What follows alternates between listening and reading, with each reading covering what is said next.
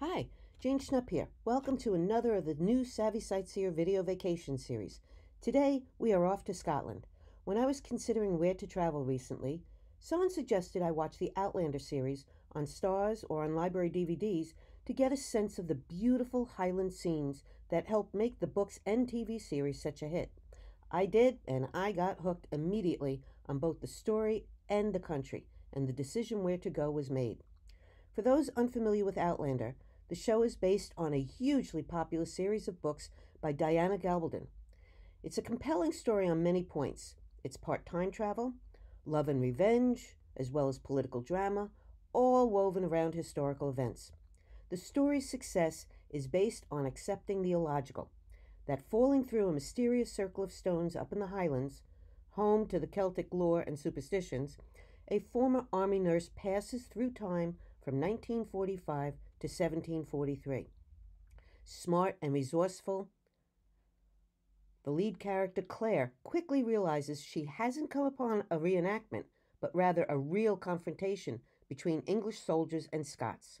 She manages to hide her circumstances from the Scottish clan and hero Jamie, who take her in.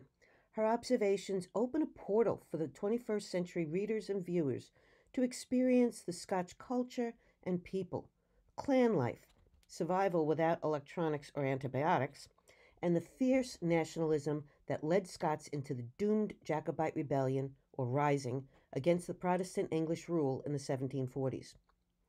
The clans had united and fought to restore exiled Catholic Prince Charles Edward Stuart, known as Bonnie Prince Charlie, to the Scottish throne, and in the end, they lost everything: their independence, clans, language, tartans, their very way of life. Join me now as we visit these interesting, beautiful, and historic places. Whether a fan or not of the series, you'll enjoy the country's many sights and sights, old and new.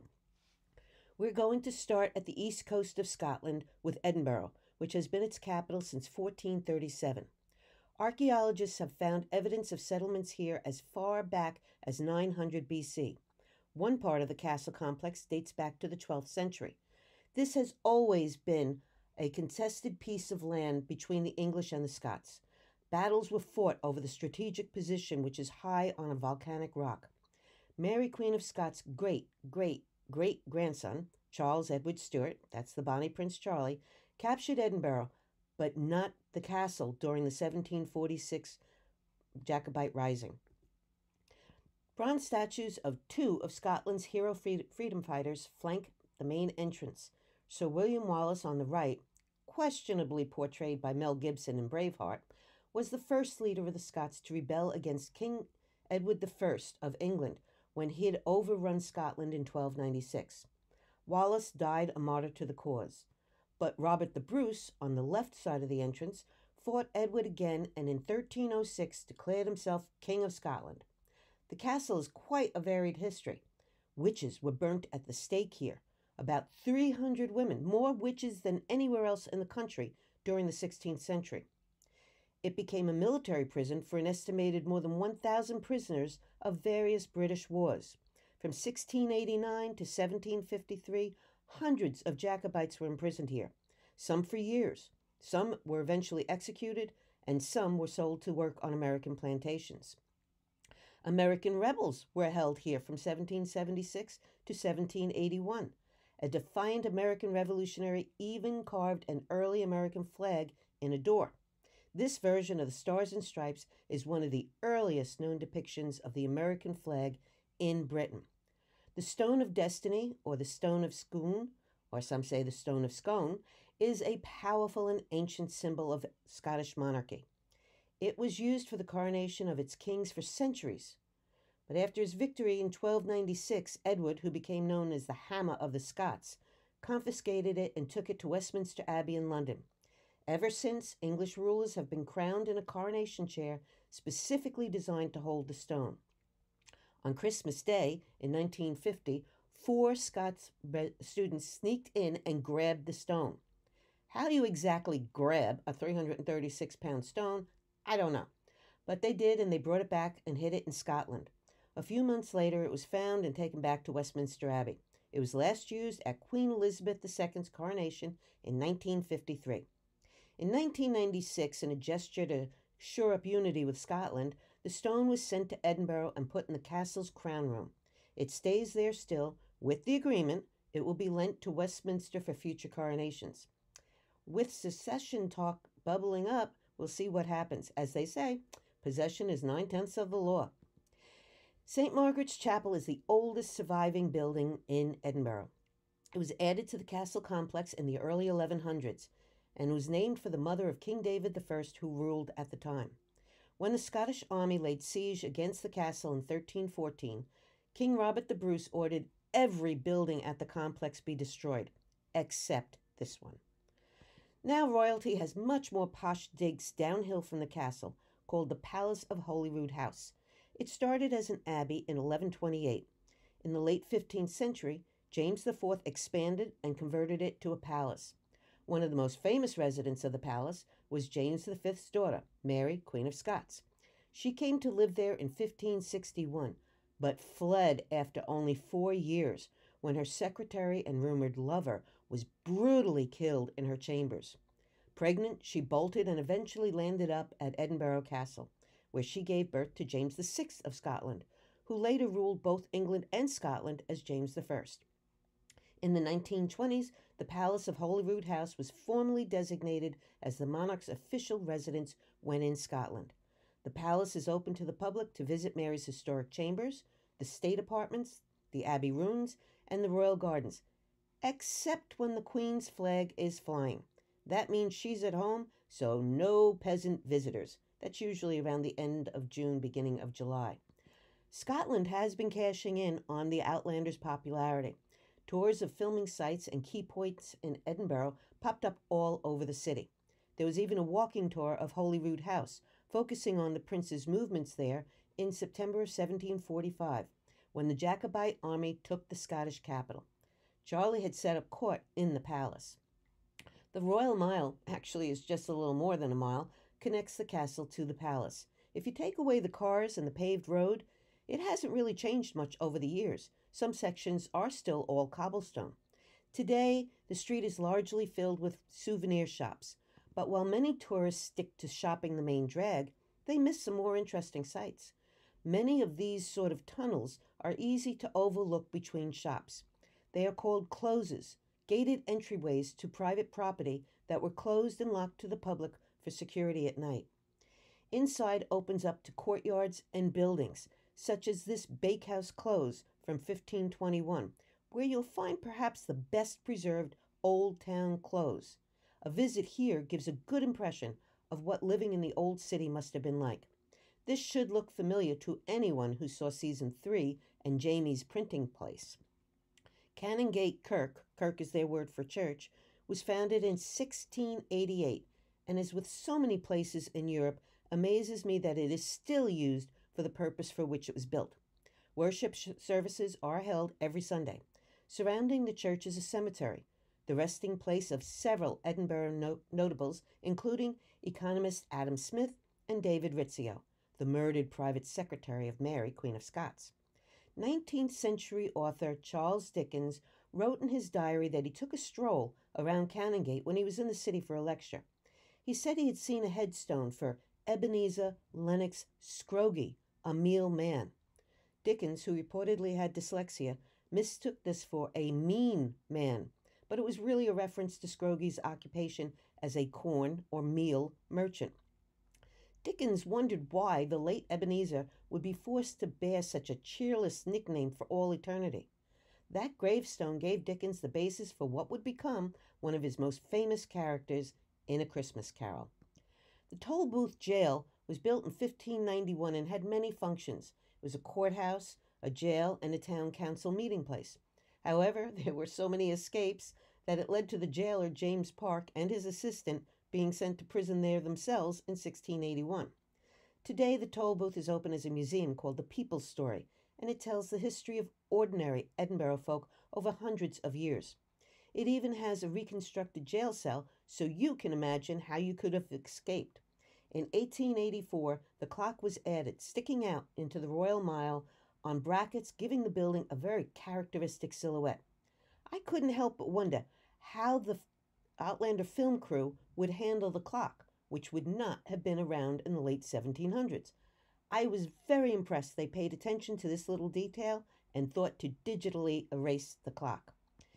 Any city as old as Edinburgh has interesting stories and legends. For example, there's Deacon Brodie, who lived an amazing double life near this tavern, today named for him. By day, William Brodie was a respectable cabinet maker and town council member and deacon, or head of a major trade group. But unknown to residents, he had a secret nighttime job as a leader of a gang of burglars. He needed the extra income to support his extravagant lifestyle, which included 2 mistresses, numerous children, and a nasty gambling habit. His day job involved making and repairing security locks, which gave him the opportunity to copy his clients' door keys. Brodie managed to maintain the illusion of being a respectable craftsman right up until his arrest. He was 47 when he was hanged in 1788, ironically on gallows that he'd designed. In a way, though, he still lives on today. Brodie's double life was the inspiration for Edinburgh author Robert Louis Stevenson's infamous character Dr. Jekyll and Mr. Hyde. Edinburgh was for centuries a walled city. The gates to the city were situated outside this pub, so this was the end of the world for the locals. It's prominently featured in Outlander, and Claire remarks it hosted a mix of soldiers, wharf rats, laborers, and apprentices.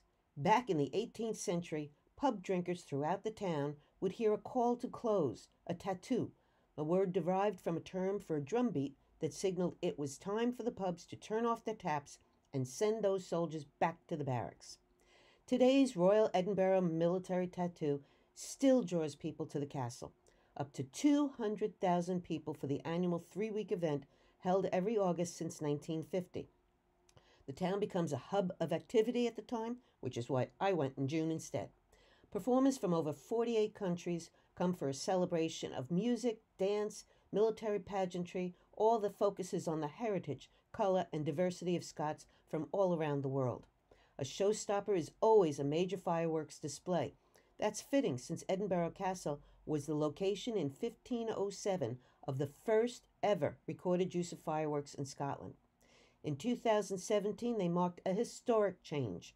At the tattoo, 57 clan chiefs were invited to lead their clansmen and members from around the world to take part in the opening ceremony. It's the first time Scotland's clans were invited and openly welcomed into the castle since their attempted siege in 1745. I am sad to report that because of the pandemic, the 2020 grand 70th anniversary of the tattoo has been canceled. That's the first time this has ever been done. And far from being banned, the plaids are proudly worn today. There's a little confusion about the terms: tartan, kilt, and plaid. A tartan is a pattern that's perfectly symmetrical. The plaid is a huge fabric from knee to waist with a long piece worn over the shoulder. It's called a great kilt, and typically that's what our hero Jamie Fraser wore when the film was in Scotland. And a kilt is a plaid without the shoulder piece. In 1997, the U.S. Congress designated April 6th as National Tartan Day, a day for celebrating Scottish heritage and pride.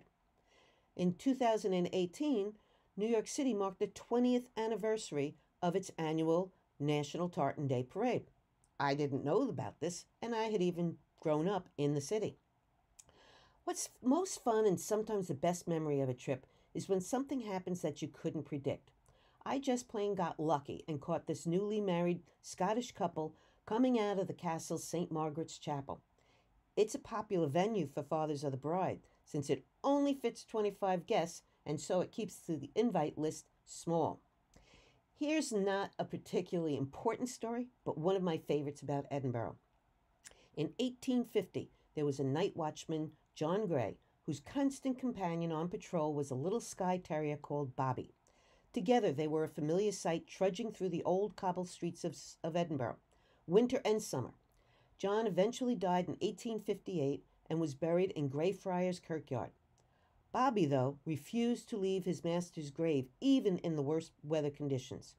He remained loyal to his master, and for 14 years he kept constant watch and guard over the grave until his own death in 1872. Moving on over to Glasgow, Scotland's largest city, has reinvented itself multiple times. Glasgow is famous for the Victorian architecture of its many streets, squares, and historical monuments, especially here at George Square in the city centre. Originally designed in 1781 to be a private garden for the surrounding elegant townhouses, it became a public centre in mid-19th century. The Jacobite army stopped in Glasgow in 1745, during the time that it was a major textile centre. While here, Charles demanded £15,000, but that was denied by the more loyalist Glaswegians.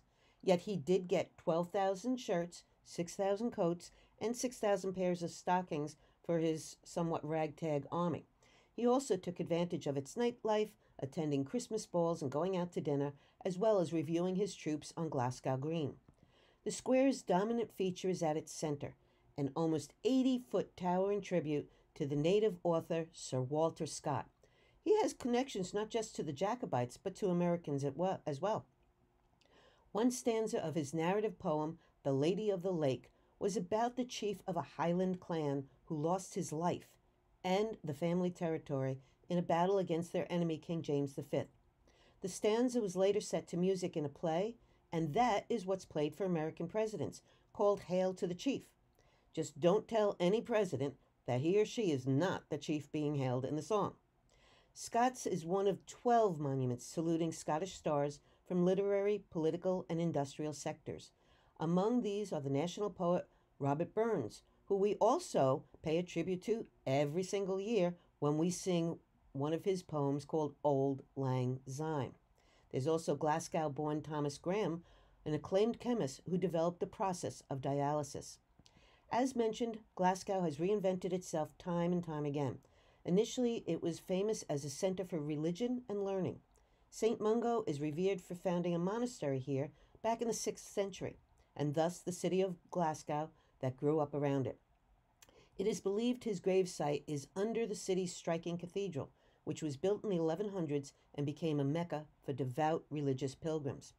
It is Scotland's only intact medieval cathedral and the oldest building in Glasgow. It was spared destruction in the 16th century Reformation when parishioners formed a human wall linking arms against the destructive mobs. Service is still held here on Sundays at 11 o'clock, as well as a series of choral events. Imagine the acoustics with all that stone. Those of you who saw the second season of Outlander should recognize those soaring arches as the Parisian-based charity hospital where Claire had nursed with Sister Angelique. One of the 4 chapels in the lower church of the cathedral, the Chapel of St. Andrew, is dedicated to the nurses of Scotland. It was in this chapel that a very dramatic scene was filmed in season 2. That's where Claire's stillbirth and recovery room was staged, and the church is all too happy to tout their association with the hit series. As a healer, Claire, as well as other Outlander characters, especially Galis, knew their herbs and flowers well. One mentioned often is foxglove. As you can see, it's a beautiful plant. It can be a lifesaver or a dangerous drug in the hands of those who know their plants. It flourishes everywhere. Another mentioned is nettles, and this can be used in recipes or for joint ailments or as a diuretic and even as an astringent. But when Jamie brushed one against Claire, she found out why they're called stinging nettles. Another abrasive plant mentioned is the thistle. Claire uses it for things like bringing down fevers. It's also the Scottish national flower and was said to have saved clansmen from an attack when a British soldier screamed after stepping on its thorny stems. Remnants of the era when kings and clans ruled the land are everywhere in Scotland. The best preserved relic from the early 12th century is Stirling Castle in the Central Highlands. A 10-year, £12 million restoration brought the fortress to its Renaissance glory. It is easy to imagine James V striding its halls, or his daughter, Mary, on her way to being crowned Queen of the Scots. Almost every Scottish monarch either lived in the castle, was crowned, and or died here. During the Rising of 1745, the castle was held by King George II's loyalists. the Bonnie Prince Charlie's army largely avoided conflict as he marched through the area on their way south to England. Returning north to Culloden, though, they did launch an assault on the castle, and it failed miserably. It was the last military assault on Stirling Castle. It's something to note here that this is a rare divergent from history in the Outlander book Dragonfly and Amber, where it's written that Stirling Castle fell at last. In reality, while the Jacobites did hold the town, it was their poor military strategy and leadership that led the siege to fail without them ever taking the castle. The distinctive yellow hue of the Great Hall stands out against the grey castle turrets. Inside the Great Hall, you can picture it filled with hundreds of people celebrating grandly staged festivities. 500 people could fit in here for an event. It was so large that a full-size boat was once placed in the center to act as a serving buffet. The palace is loaded with statues. Some are remarkably grotesque sculptures with devils and odd animals. Several like this were placed around the outer wall, sending the message that James V meant business and could be a dangerous adversary. Unicorns, like these on Stirling's amazing 7-part tapestry called The Mystic Hunt of the Unicorn, factor prominently on Scottish royal crests. The unicorn is considered the national animal of Scotland. It symbolizes ruling through harmony and represents purity, benevolence, and virtue. Tapestries were decorative, and they kept the inhabitants warm. But for Charles V, Stirling served several purposes. His goal was to transform a simple castle into a royal palace to showcase his wealth, importance, and especially his entitlement to rule.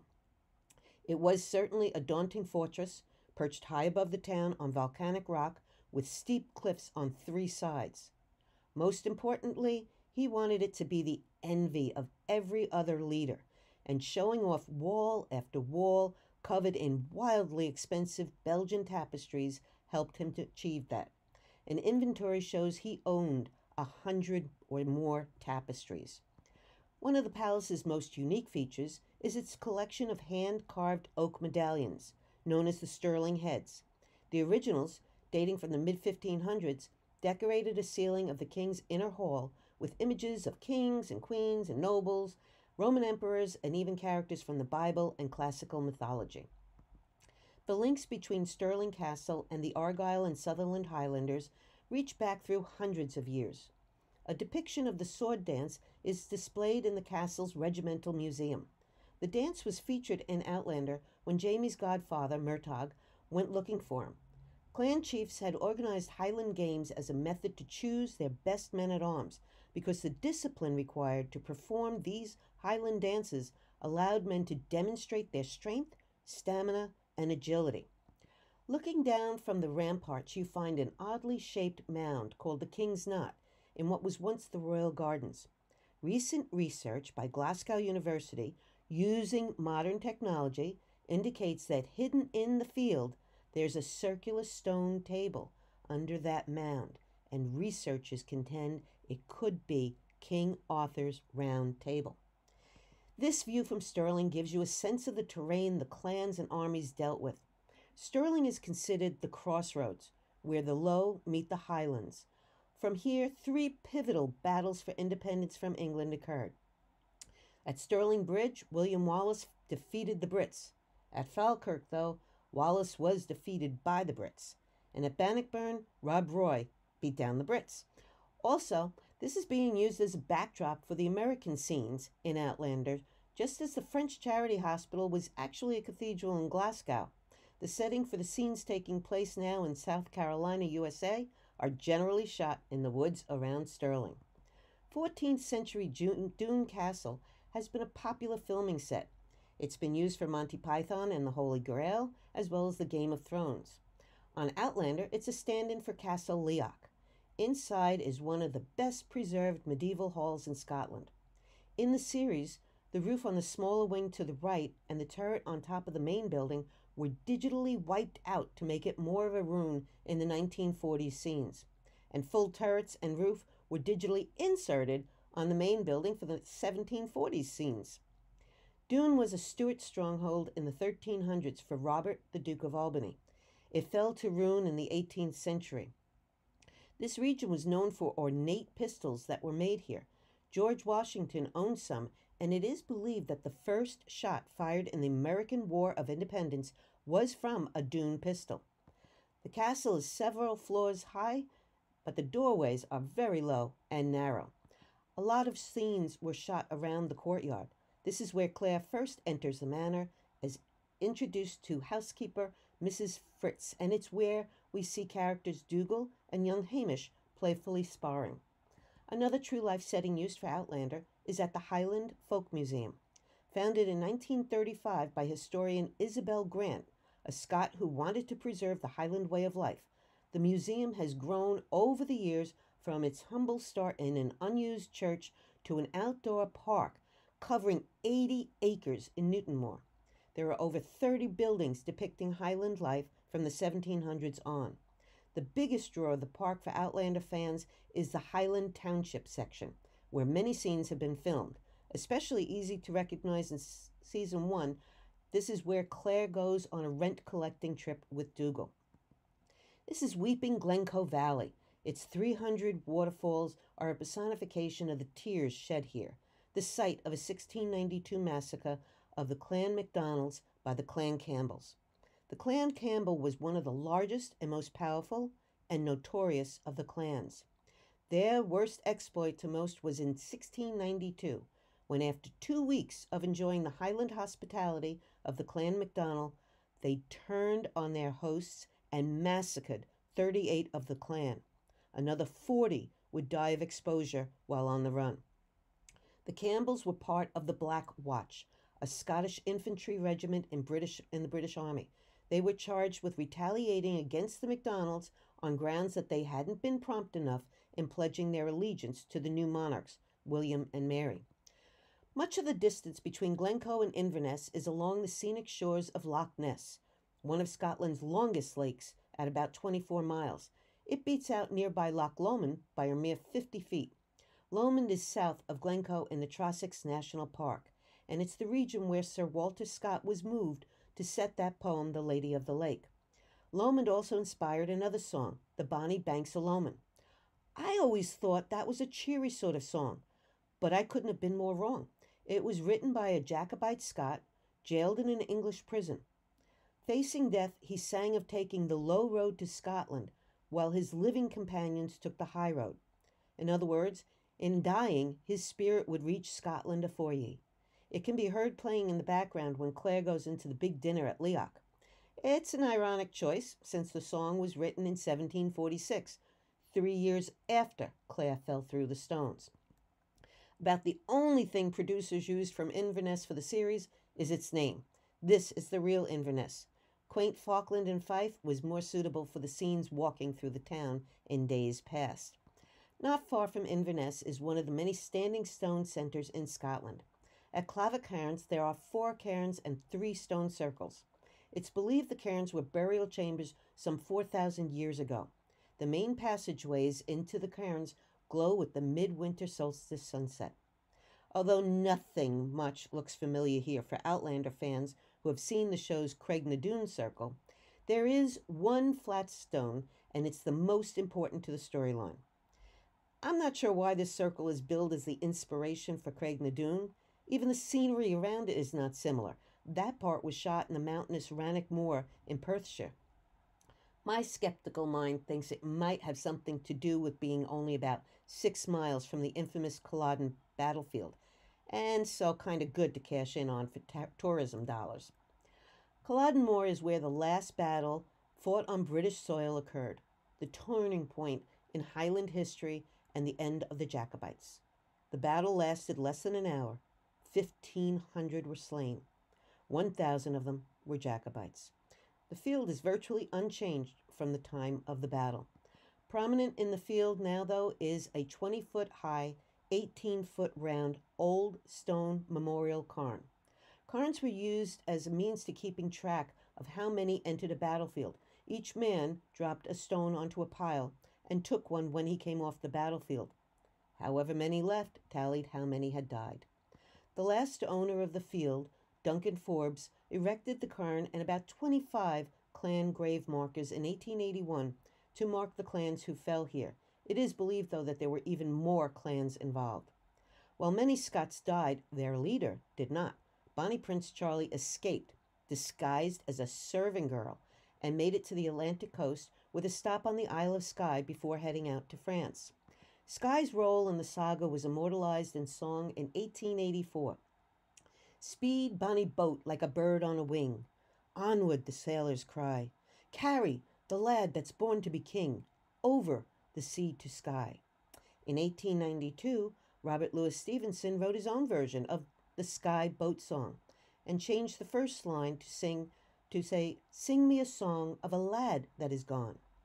In 2014, Bear McCreary changed it again to "Sing me a song of a lass that is gone. Say, could that lass be I? Merry of soul, she sailed on a day over the sea to Skye," which is the series theme song. Not all clans were decimated at Culloden. The Campbells, who had fought on the side of the English, continued to flourish. When an act of proscription against the wearing of the Scottish tartan was enacted in 1746, the Campbells' black watch tartan was the only allowed exception. Torquil Ian Campbell, the 13th Duke of Argyll, still lives in the family home of the Clan Campbell in Inverness. The foundation stone for this castle was laid in 1746, just after Culloden. There are many Outlander references to the clan. In one case, Jamie talks about taking a longer route to skirt around Campbell land. Part of the castle is open to the public, but in the castle's private section, the current Duke and Duchess raised their 3 children. Each room on the public side is exquisitely detailed. You come into a small entry room, but then the next room, the Armory Hall, literally takes your breath away. Passing through an arch, your gaze wanders up and up till you realize the artful display is actually swords and other instruments of killing. The almost 70-foot tall room is believed to be the highest ceiling in Scotland. The saloon, technically at the rear of the house but originally intended to be the main entranceway, has as much modern history as ancient. Followers of the popular period program Downton Abbey may recognize it as the setting for the family's entrance in the Christmas 2012 show.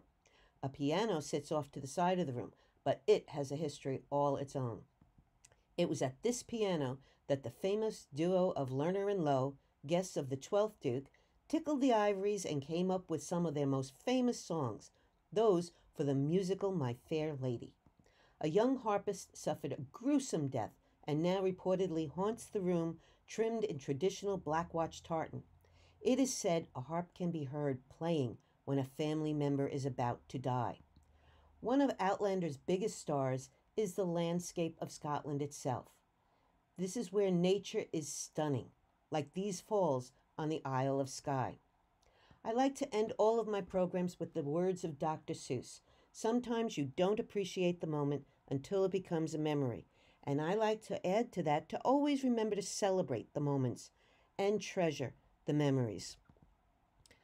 To see more of Scotland or any of my European destinations, go to my website. If you have any questions about this program, email me or use the contact page on my website.